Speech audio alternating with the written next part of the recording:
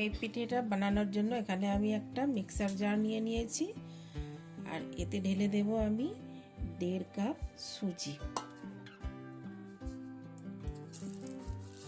4 চামচের 2 চামচ চিনি ঢেলে দেব। এবারে আমি এটাকে পিষে নেব মিক্সারে। সুজি আর চিনি আমি পিষে নিয়েছি।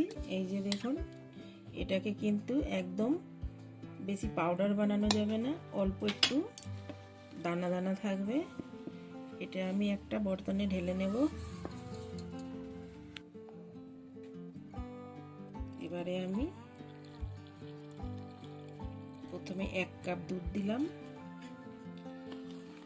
মিক্স করব।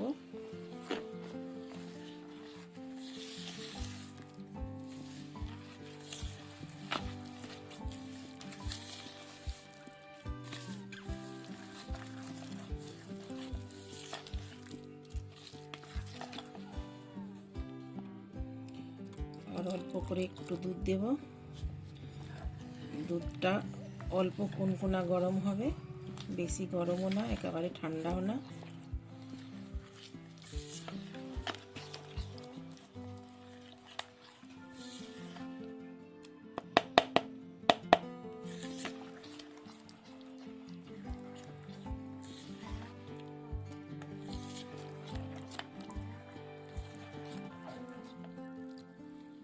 এখানে আমি 1.5 কাপ সুজিতে 1.5 কাপ দুধ দিয়ে দিলাম।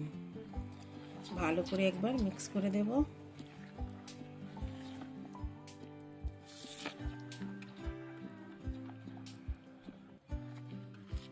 এবারে আমি এটাকে 15 মিনিটের জন্য সাইডে রেখে দেব। এটা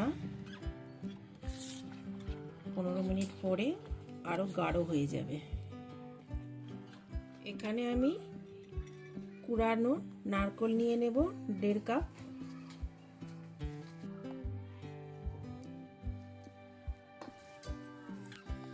যতটা আমি নারকেল নিয়েছি তার অর্ধেক আমি খেজুর গুড় নিয়ে নেব। নারকেল কোড়ানোর সাথে আর খেজুর গুড়ের সাথে আমি একবার মিশিয়ে নেব।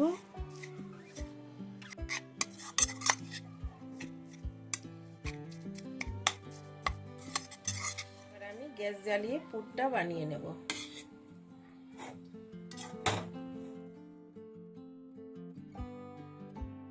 এই যে দেখেন, পুর রেডি হয়ে গেছে। এবারে আমি গ্যাসের ফ্লেমটা বন্ধ করে দেব, আর এটাকে আমি ঠান্ডা হওয়ার জন্য ওয়েট করব। এখানে আমি একটা আপ্পাম প্যান নিয়ে নিয়েছি। প্যানে যে ছাঁচ কাটাগুলো আছে এগুলোতে আমি সাদা তেল লাগিয়ে নেব ব্রাশে দিয়ে। এবারে যে সুজির বেটারটা বানিয়েছিলাম, এটা দেখুন কত সুন্দর ফুলে গিয়েছে। এবারে আমি এটাতে দেব অল্প একটু লবণ, 1/2 চামচ বেকিং পাউডার, 1 চামচের 4 ভাগের 1 ভাগ বেকিং সোডা, অল্প সামান্য জল দিয়ে দেব। এবার ভালো করে এটাকে মিক্স করে নেব।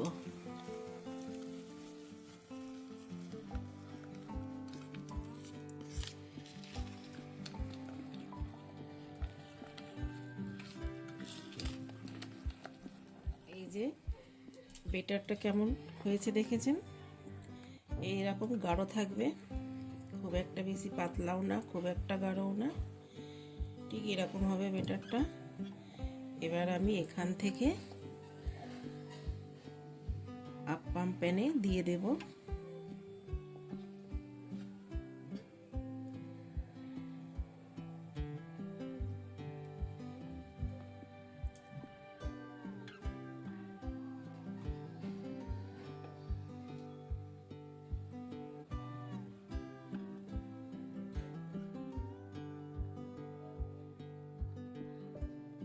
এই যে এখানে নারকেলের আর খেজুর গুড়ের যে পুরটা বানিয়েছিলাম, এখান থেকে অল্প অল্প নেব।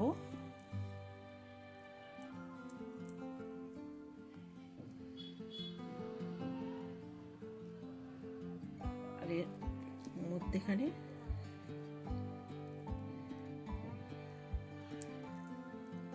দিয়ে দেব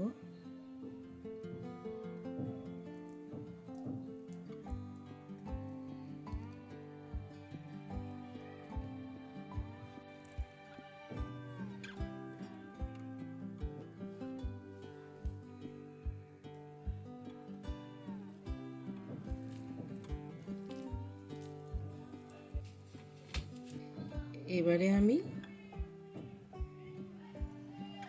অল্প অল্প করে ছোট চামচ দিয়ে উপরে আরেকটু করে দিয়ে দেব।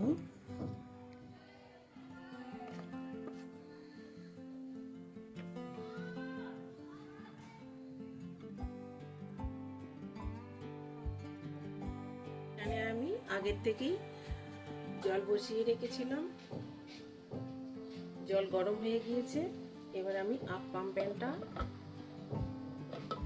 এই হাঁড়িতে বসিয়ে দেব আর ঢাকনা লাগিয়ে মিডিয়াম ফ্লেমে 5 থেকে 6 মিনিট এটাকে আমি ভাবিয়ে নেব।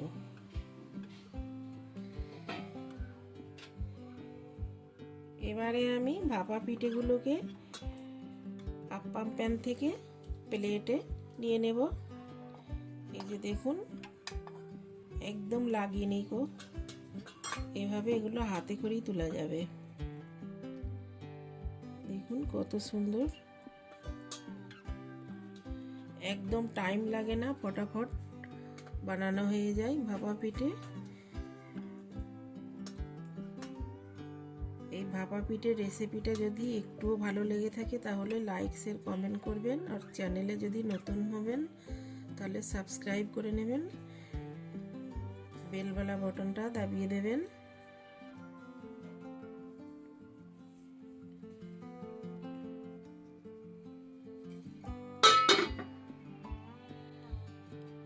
এই যে দেখুন, আমি একটা পিঠে ভেঙে দেখিয়ে দিচ্ছি ভেতর থেকে, কত সুন্দর হয়েছে দেখুন।